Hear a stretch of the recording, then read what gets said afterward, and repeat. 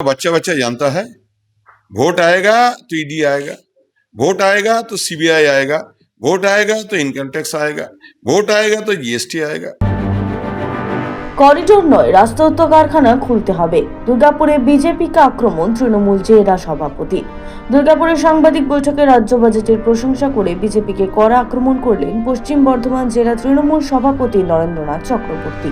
তিনি বলেন, শিল্প করিডোরের ঘোষণা দিয়ে মানুষের পেট ভরবে না। দুর্গাপুরে বন্ধ রাষ্ট্রায়ত্ত সার কারখানা এমএএমসি ও বিওজিএল চালু করতে হবে। তার অভিযোগ, বিজেপি সাংসদ থাকাকালীন সুরেন্দ্র সিং আলুওয়ালিয়া এসব কারখানা খোলার দাবি তোলেননি, অথচ তৃণমূল সাংসদ কীর্তি আজাদ তা নিয়ে আওয়াজ তুলেছেন। অনুষ্ঠানে উপস্থিত ছিলেন অনিন্দিতা মুখোপাধ্যায়, অসীমা চক্রবর্তী, পঙ্কজ রায় সরকার, পার্থ দেওয়াসী, অভিনব ব্যানার্জি সহ তৃণমূল নেতৃত্ব। আমরা কেন্দ্রীয় সরকারকে অনুরোধ করব আপনার মারফত যে শুধু করিডোরে